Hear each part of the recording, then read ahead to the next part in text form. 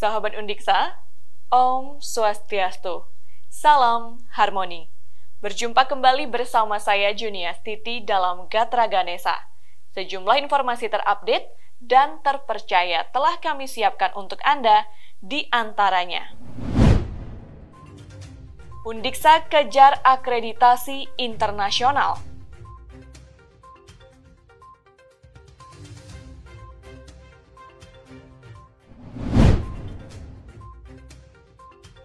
PLPLN, Undiksa lepas belasan mahasiswa.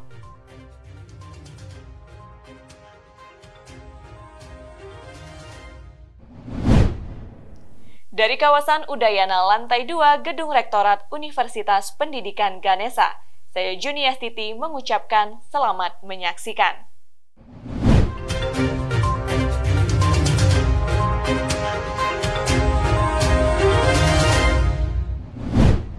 Universitas Pendidikan Ganesha Undiksa ditargetkan menjadi universitas bereputasi internasional dan berupaya mempercepat terwujudnya visi menjadi universitas unggul berlandaskan falsafah Trihitakarana di Asia pada tahun 2045. Berbagai langkah strategis dirancang untuk mewujudkan hal tersebut, salah satunya mengusulkan akreditasi internasional untuk program studi yang potensial.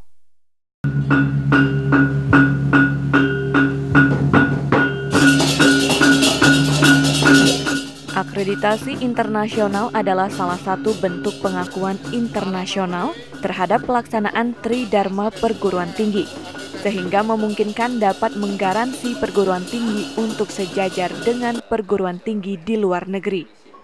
Di lain sisi, akreditasi internasional juga merupakan suatu upaya untuk mencapai indikator kinerja utama IKU Kementerian Pendidikan, Kebudayaan, Riset, dan Teknologi Kemendikbudristek, khususnya IKU 8, terkait perolehan akreditasi internasional. Perolehan akreditasi internasional akan dapat disetarakan dengan status unggul dalam akreditasi BAN PT. Secara khusus pada tahun 2021, sebanyak 5 klaster yang terdiri dari 21 program studi yang diajukan Undiksa ke Agency for Quality Assurance by Accreditation of Study atau AQAS. Meliputi klaster Accounting and Management, terdiri atas program studi S1 Akuntansi, S2 Akuntansi, S1 Manajemen, S2 Manajemen. Klaster Computer Science and Informatic Education, terdiri atas program studi S1 Ilmu Komputer, S2 Ilmu Komputer, S1 Sistem Informasi, S1 PTI. Klaster Natural Science Education terdiri atas program studi S1 Pendidikan IPA, S2 Pendidikan IPA, S1 Kimia, S1 Pendidikan Kimia. Klaster Elementary and Technology Education terdiri atas program studi S2 Pendidikan Dasar, S3 Pendidikan Dasar, S3 Ilmu Pendidikan, S1 Teknologi Pendidikan, S1 PGSD, dan Klaster Language Education terdiri atas program studi S2 Pendidikan Bahasa, S3 Pendidikan Bahasa, S1 Pendidikan Bahasa Jepang, S1 Pendidikan Bahasa Bali. Dalam prosesnya, pada tahun 2022, terdapat 3 klaster yang sudah mendapat asesmen lapangan, yaitu Klaster Accounting and Management, Klaster Computer Science and Informatic Education, dan Klaster Language Education. Asesmen berlangsung melalui daring. Berdasarkan hasil yang diterima pada Desember 2022, Klaster Accounting and Management mendapatkan status akreditasi internasional unconditional status, dan Klaster Computer Science and Informatic Education mendapatkan status akreditasi internasional conditional status. Sertifikat akreditasinya diserahkan oleh tim AQAS kepada Rektor Undiksa Profesor Dr. Inyoman Campel pada 6 Februari 2023. Sedangkan untuk Klaster Language Education, status akreditasinya masih menunggu pengumuman. Sementara itu, untuk Klaster Elementary and Technology Education dan Klaster Natural Science Education baru mendapatkan asesmen lapangan pada awal Februari 2023 ini secara luring. Tim Liputan Ganesha TV melaporkan.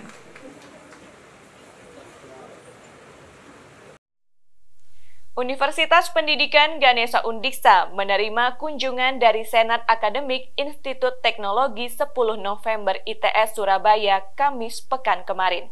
Kunjungan kali ini dalam rangka studi banding pendirian Fakultas Kedokteran. Kehadiran Senat Akademik ITS dipimpin langsung oleh Ketua Profesor Dr. Syafsir Aklus. Ia bersama rombongan diterima oleh Ketua Senat Undiksa Profesor Dr. Inyoman Sudiana, didampingi Rektor Undiksa Profesor Dr. Inyoman Jampel, dan sejumlah anggota. Pada kesempatan ini, Prof. Syafsir Aklus menyampaikan kunjungannya ke Undiksa karena pihaknya menilai Undiksa menjadi perguruan tinggi yang sukses membuka program studi kedokteran dan konsisten menjalankannya dengan baik. Pengalaman ini diharapkan dapat diadopsi dan diadaptasikan untuk ITS. Karena kami di Institut Teknologi 10 November ini sekarang kan akan segera buka Fakultas Kedokteran. Jadi ini adalah semacam studi bandingnya lah, itu komparasinya. Jadi kami belajar dari sini apa-apa yang sudah dilakukan untuk mungkin dapat kami adopsi dan adaptasikan terhadap apa yang kami buat di ITS. Ketua Senat Undiksa Prof. Sudiana mengaku bangga dikunjungi oleh salah satu perguruan tinggi besar dan terkenal di Indonesia ini. Menurutnya, kolaborasi dalam pengembangan institusi sangat penting dilakukan, termasuk dalam sharing informasi pendirian program studi kedokteran yang syaratnya sangat ketat. Ketua Senat yang pernah menjabat sebagai Rektor Undiksa 2 periode ini berharap langkah ITS untuk mendirikan Fakultas Kedokteran dapat tercapai. Ditegaskan, Undiksa siap untuk sharing informasi di luar pertemuan ini. Dalam pembukaan program studi atau Fakultas Kedokteran ini memang diperlukan persiapan yang jauh lebih matang dibandingkan dengan mengajukan usulan program studi yang lainnya. Nah, karena ini sangat ketat sekali persyaratannya dan itu melibatkan banyak lembaga. Jadi tidak hanya lembaga Kementerian Pendidikan, Kebudayaan, Riset dan Teknologi, tapi juga dengan kesehatan dan yang lain-lain gitu. Sementara itu, Rektor Undiksa Prof. Jampel memberikan apresiasi atas dijadikannya Undiksa sebagai tempat studi komparasi.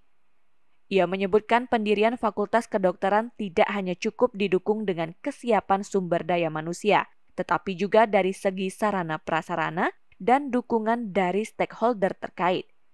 Melihat perkembangannya yang sangat luar biasa, ITS diyakini sudah dapat memenuhi hal tersebut. Kunjungan ITS ini, kata Prof. Jampel, sekaligus sebagai motivasi bagi Undiksa untuk terus meningkatkan kualitas Fakultas Kedokteran maupun dalam mewujudkan Undiksa sebagai trendsetter dan international reputable university. Nah, di sini saya lihat ITS telah disetujui usulan dari rektor oleh Senat Akademiknya, berarti dia harus jalan itu. Maka dengan kita istilahnya sharing, dia mendapatkan anggaplah lesson learn-nya dari Undiksa, sebenarnya nanti prodi kedokteran yang dibuka di ITS itu berjalan baik atau kalau bisa mungkin bisa lebih baik dari Undiksa. Pada pertemuan ini diisi paparan oleh tim penyusun proposal prodi kedokteran Undiksa Profesor Dr. Iwayan Mudarawan dan koor prodi kedokteran Dr. Made Kurnia Widyastuti Giri. Materinya berkaitan dengan hal-hal yang harus dipersiapkan dalam pengusulan Fakultas Kedokteran dan gambaran umum tentang kurikulum. Tim Liputan Ganesha TV melaporkan.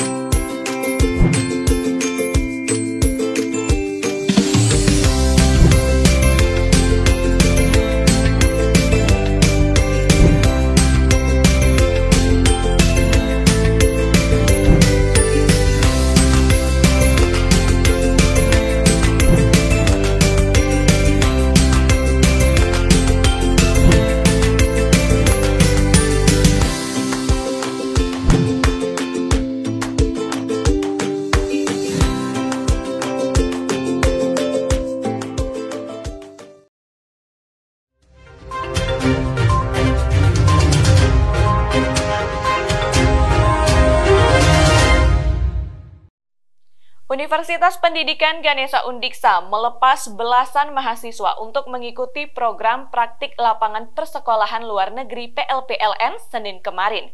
Pelaksanaan program ini bekerja sama dengan Prince of Songkhla Thailand dan Tarlac Agricultural University Filipina. National experience dari kehadiran mereka di sini. Sehingga beberapa kegiatan seringkali teman-teman Pelaksanaan program ini bekerja sama dengan Prince of Songkhla Thailand dan Tarlac Agricultural University Filipina. Program internasionalisasi Undiksa ini diikuti oleh 18 mahasiswa yang terdiri atas 11 orang dari program studi pendidikan bahasa Inggris, 4 orang dari prodi pendidikan biologi, 2 orang dari program pendidikan fisika, dan 1 orang dari program studi pendidikan guru sekolah dasar PGSD. Mahasiswa tersebut akan mengikuti program dari 13 Februari hingga 10 Maret 2023. Keikutsertaan pada program ini, mahasiswa sebelumnya mengikuti serangkaian tahapan seleksi, mulai dari English Proficiency Test EPT, wawancara bahasa Inggris dan terkait program PLP, dan tes psikologi. Pelepasan ini dilakukan oleh Wakil Rektor Bidang Akademik dan Kerjasama Undiksa Profesor Dr. Gede Rasbendantes. Ia didampingi Sekretaris Lembaga Penjaminan Mutu dan Pengembangan Pembelajaran, Dr. I Gusti Agung Lanang Parwata, dan Ketua Badan Kerjasama dan Kehumasan Undiksa Imade Windu Antara Kesiman. Rasbendantes mengatakan, pelaksanaan program ini adalah salah satu bentuk dari program Internationalization at Home yang dicanangkan oleh Rektor Undiksa pada tahun 2019. Melalui program ini, Undiksa ingin menjadi rumah belajar bagi masyarakat internasional, baik mengambil program degree maupun non-degree. Dari program ini pula, mahasiswa maupun dosen dapat memiliki international experience. Untuk hari ini kita melakukan pelepasan 18 mahasiswa kita untuk mengikuti PLP luar negeri. Jadi mengikuti international teaching practice-nya di luar negeri. Itu kebetulan untuk di tahun 2023 ini kita menempatkan mereka di 2 negara, yaitu di Filipina dan di Thailand, ya, melalui mitra-mitra universitas yang kita miliki di Filipina dan Thailand. Dan kegiatan untuk tahun ini kita lakukan secara luring. Nah, ini adalah kesempatan yang sangat baik bagi adik-adik mahasiswa yang lolos seleksi untuk mengikuti PLP luar negeri ini, untuk mereka menimba ilmu dan mendapatkan pengalaman internasional. Sejalan dengan program ini, Undiksa juga memiliki tanggung jawab atau tugas untuk bisa mengirim sivitas akademikanya, baik mahasiswa maupun dosen ke luar negeri dalam bentuk student exchange, faculty exchange, maupun pertukaran dosen. PLP ini adalah salah satu bentuk implementasinya. Sebagai penyelenggara program, Undiksa hadir untuk membantu mahasiswa melalui berbagai skema. Salah satunya memberikan bantuan pendanaan sesuai dengan sosial ekonomi mahasiswa. Hal ini diharapkan dapat memberikan semangat dan motivasi bagi mahasiswa dalam mengikuti program internasional, baik PLP maupun lainnya. Rasbendantes menegaskan, mahasiswa yang mengikuti program ini adalah representasi dari Undiksa. Oleh karena itu, diminta untuk selalu menjaga sikap dan menunjukkan kemampuan akademiknya. Nah, mudah-mudahan melalui PLP luar negeri, adik-adik mendapatkan pengalaman di sana. Dan tadi saya menekankan bahwa mereka adalah representasi dari universitas. Tolong menjaga sikap atau attitude-nya, kemudian menunjukkan performance secara akademiknya, sehingga ke depan kita bisa terus mengirimkan mahasiswa-mahasiswa untuk mengikuti teaching praktikum ini. Dan nanti setelah mereka balik ke universitas, saya juga berharap masing-masing prodi membuat kegiatan untuk sharing session, ya, untuk menyampaikan pengalaman mereka kepada teman-temannya terkait dengan teaching praktikum yang mereka lakukan di luar negeri. Hal lain yang diharapkan adalah pasca mengikuti program, mahasiswa ini dapat berbagi pengalaman atau praktik baik kepada mahasiswa lainnya. PLPLN kali ini dilaksanakan secara luring, berbeda dengan 2 tahun sebelumnya yang secara daring karena pandemi COVID-19. Selain dengan perguruan tinggi di Thailand dan Filipina, Undiksa juga bekerja sama dengan sejumlah perguruan tinggi di Vietnam dan Malaysia. Tim Liputan Ganesha TV melaporkan. Universitas Pendidikan Ganesha Undiksa sebagai institusi akademik mengajak sivitas akademika untuk mencegah terjadinya kekerasan seksual. Hal ini terungkap dalam pelatihan Satuan Tugas Pencegahan dan Penanganan Kekerasan Seksual PPKS Jumat pekan kemarin. Biasa, trauma dan sebagainya, si anak ini tidak. Pelatihan ini menghadirkan Ketua Harian P2TP2A Kabupaten Buleleng Madiriko Wibawa sebagai narasumber. Ia menyampaikan kekerasan seksual tidak hanya berpotensi terjadi secara langsung di lingkungan masyarakat, tetapi juga dapat melalui teknologi informasi yang saat ini dapat diakses dengan mudah. Dijelaskan, kekerasan seksual adalah tindakan yang ada unsur paksaan. Contoh yang disampaikan seperti memegang tangan lawan jenis yang bukan menjadi kehendaknya. Bahkan menurutnya, penggunaan emotikon pada platform digital, baik video maupun gambar yang dibuat dengan memperlihatkan unsur porno, dapat berpotensi memicu terjadinya kekerasan seksual. Hal-hal semacam ini menurut Riko Wibawa perlu diantisipasi. Kalau dilihat dari kamus besarnya, kekerasan adalah adanya unsur paksaan. Jadi apapun yang kita lakukan secara tidak benar atau ada unsur paksaan, memaksa dan sebagainya, itu masuk kategori kekerasan. Jadi memaksa untuk memegang tangannya, memaksa untuk melakukan apa yang bukan menjadi kehendaknya, itu masuk kategori kekerasan. Ya. Nah, kemudian penggunaan emotion dalam komunikasi platform gimana Pak? Tadi kan juga disinggung. Iya betul. Ya. Karena di Permen 30, Permendikbud 30 kan memuat di sini tentang kategori atau jenis-jenis kekerasan seksual. Salah satunya adalah secara audio visual, kemudian mengunggah tanpa persetujuan dan adanya emoji-emoji yang mengandung unsur porno. Nah, kalau sekarang ini kan emojinya tidak hanya ditentukan oleh provider atau apa, tapi kan kita bisa membuat dengan apa namanya, dengan aplikasi-aplikasi yang ada. Contoh misalnya emoji tentang perayaan ulang tahun, kita dikasih selamat, gambar awalnya adalah gambar yang bagus, ternyata belakang-belakangnya ada gambar yang tidak senonoh. Kemudian nggak usah dah yang tidak senonoh, yang sekarang ini yang lagi tren permainan anak-anak, latu-latu. Ya, latu-latu itu kan coba kita lihat emoji teman-teman kita yang dewasa. Bisa jadi akan lari juga ke teman-teman atau ke adik-adik kita. Itu bukan lagi benda yang bulat yang dijadikan permainan, tapi salah satu organ seksual perempuan yang dipakai untuk permainan latu-latu. Jadi baik itu dilakukan oleh yang perempuan sendiri maupun mungkin ada editan dan sebagainya. Itu kan akan mempengaruhi juga terjadinya kekerasan. Oh ini yang colekin latu-latu cara dikirim ini kan itu mempengaruhi. Ia juga menegaskan, upaya pencegahan kekerasan seksual tidak hanya cukup melalui lembaga pendidikan yang didasari atas Permendikbud nomor 30 tahun 2021 tentang pencegahan dan penanganan kekerasan seksual atau PPKS di lingkungan perguruan tinggi, tetapi menjadi kewajiban bersama. Ketua Satgas PPKS Undiksa Dr. Madisugi Hartono menyampaikan, pelatihan ini dalam rangka penguatan kapasitas, tugas, dan fungsi Satgas. Pengalaman praktis selama menangani kasus kekerasan seksual dari narasumber sangat penting sebagai bahan dalam pelaksanaan tugas Satgas maupun secara khusus dalam merancang program. Pelatihan ini dalam kegiatan kedua yang dirancang dan dilaksanakan oleh Satgas PPKS Undiksa. Kegiatan pertama adalah penyusunan modul PPKS untuk pembelajaran. Pasca dua kegiatan ini, dilaksanakan sosialisasi ke fakultas-fakultas. Sejak dibentuk pada akhir tahun 2022, Satgas PPKS Undiksa belum menerima adanya pengaduan kasus kekerasan seksual di lingkungan kampus. Yang penting untuk bisa kami jaga dalam pelaksanaan tugas kami itu sangat berguna bagi kami, sharing session yang dilakukan oleh Pak narasumber dalam hal ini.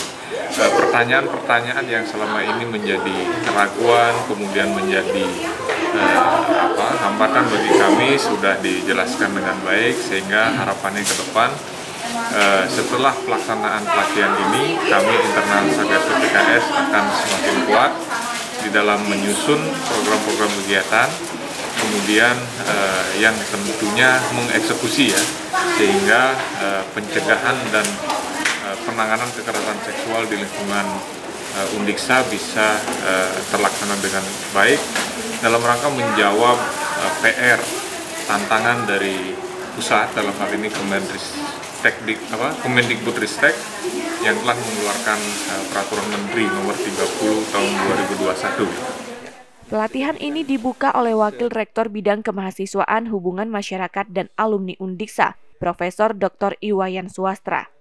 Ia memberikan apresiasi atas kegiatan ini dan berharap Satgas PPKS Undiksa dapat bekerja maksimal ke depan, termasuk dalam sosialisasi pencegahan kekerasan seksual. Tim Liputan Ganesha TV melaporkan.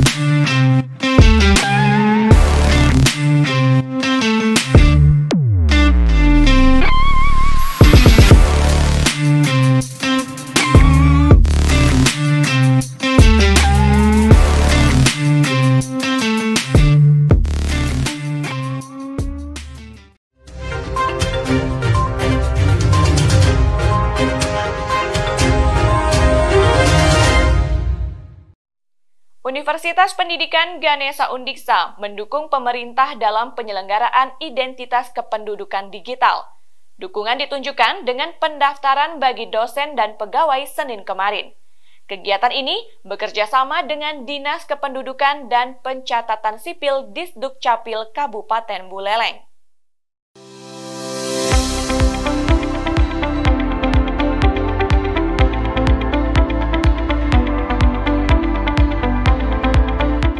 Pendaftaran identitas kependudukan digital ini dipusatkan di Auditorium Undiksa.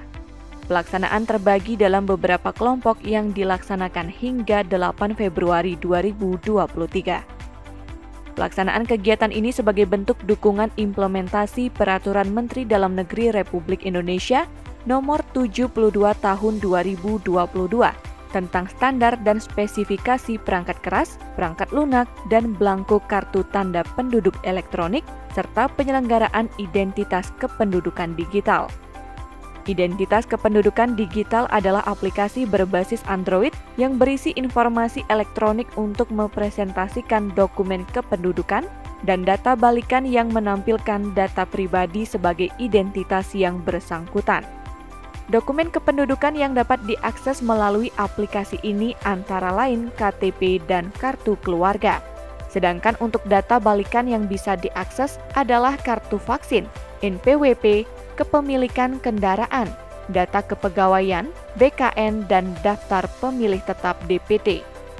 Kepala Biro Umum dan Keuangan Nilohwayan Yasmiati yang hadir di tengah kegiatan pendaftaran mengatakan, sebagai salah satu institusi akademik, Undiksa mendukung percepatan pendataan data kependudukan digital ini.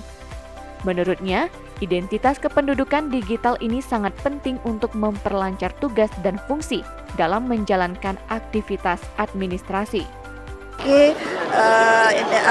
Kartu kependudukan yang secara digital, karena bagaimanapun kita kan sering ada perjalanan dinas luar, sehingga nanti pada saat itu kita diminta itu tidak ada permasalahan ya, karena ini sudah semua sifatnya digital, kita tidak diperlukan lagi manual.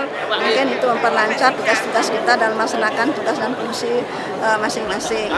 Pendaftaran identitas kependudukan digital juga akan menyasar seluruh mahasiswa Undiksa yang ber-KTP Buleleng dan jadwalnya akan ditentukan setelah pendaftaran bagi dosen dan pegawai selesai dilakukan. Tim Liputan Ganesha TV melaporkan. Keluarga mahasiswa Hindu Dharma KMHD Yowana Brahma Vidya Universitas Pendidikan Ganesha YBV Undiksa menyambut hari ulang tahun ke-27. Di usia yang sudah dewasa, organisasi kemahasiswaan ini diharapkan dapat berkontribusi dalam revitalisasi ajaran agama Hindu. Hal ini disampaikan Direktur Pendidikan Hindu, Direktorat Jenderal Bimbingan Masyarakat Hindu Kementerian Agama, Dr. Igusti Made Sunata, usai memberikan sambutan dan sekaligus membuka acara seminar nasional pada Selasa pekan kemarin.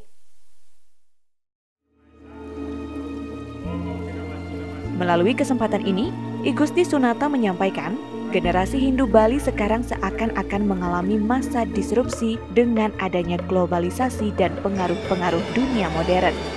Di sisi lain, mereka harus melestarikan adat, budaya, dan agama Hindu yang memang sudah diwarisi sejak dulu. Hal ini menjadi sebuah tantangan dalam menjaga eksistensi ajaran agama Hindu ke depan. Melalui seminar ini, Igusti Sunata berharap pemahaman para generasi muda Hindu semakin meningkat dan mampu memberikan kontribusi dalam revitalisasi ajaran agama Hindu. Hal ini perlu didukung dengan adanya transformasi dari sebuah hakikat aktivitas atau nilai-nilai dari sebuah aktivitas dari para tetua. Hal ini penting karena di zaman dahulu hanya menjalankan ajaran agama dan adat dengan konsep karma dan bakti, sehingga tidak menimbulkan berbagai pertanyaan karena dilakukan dengan ketulusan dan sepenuhnya didasari atas rasa bakti. Sedangkan di tengah perkembangan zaman, teknologi dan globalisasi, generasi muda semakin intelek sehingga memacu rasa ingin tahu. Ini yang perlu diberikan sebuah jawaban yang mengacu pada konsep-konsep keagamaan. Berkaitan dengan adanya seminar nasional tentang revitalisasi agama Hindu dan budaya di Bali, ini adalah salah satu kegiatan sebagai wujud kerinduan generasi muda kita yang terkait dengan agama Hindu yang ada di Bali dan budaya Bali sendiri. Ini adalah di mana generasi kita sekarang seakan-akan mengalami masa disrupsi dengan adanya globalisasi dan pengaruh-pengaruh dunia modern sekarang. Sehingga dunia kehidupan sekarang bagi generasi muda, di satu sisi dia harus melestarikan adat, budaya, dan agama Hindu yang memang sudah diwaris dari dulu. Di satu sisi dia hidup di dunia yang penuh dengan globalisasi. Ketua Panitia HUT ke-27 KMHD YBV Undiksa, Komang Panca Ariputra menyampaikan, selain seminar nasional, HUT kali ini juga diisi dengan pemilihan trune-truni KMHD YBV Undiksa, Lomba Mesatwe tingkat SD Sebali, Lomba Mapridarte tingkat SMP Sebali, dan Lomba Berbusana Adat Bali tingkat SMA. Serangkaian kegiatan dilaksanakan dari 31 Januari sampai 19 Februari 2023. Untuk kegiatannya ini kita ada dibagi jadi dua babak besar. Yang pertama itu wonten serangkaian dan juga puncaknya. Untuk serangkaiannya ini diawali dengan seperti hari ini pembukaan dan seminar nasional.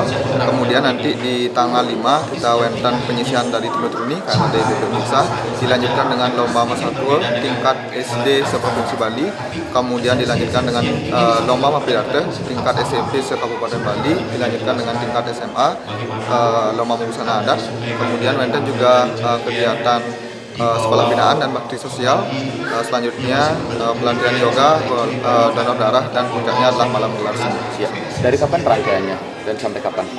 Rangkaiannya dimulai dari hari ini yaitu tanggal 31 Januari 2023 sampai dengan 19 Februari 2023. Melalui HUT ini, anggota KMHD YBV Undixa diharapkan dapat menjadi organisasi yang semakin baik dan semakin bisa berkontribusi dalam menjaga kebudayaan dan ajaran agama Hindu. Tim Liputan Ganesha TV melaporkan. Informasi tadi sekaligus mengakhiri perjumpaan kita dalam Gatra Ganesha. Saya Juniastiti pamit undur diri, tetap patuhi protokol kesehatan. Sampai jumpa. Om Santi, Santi, Santi Om. Salam harmoni.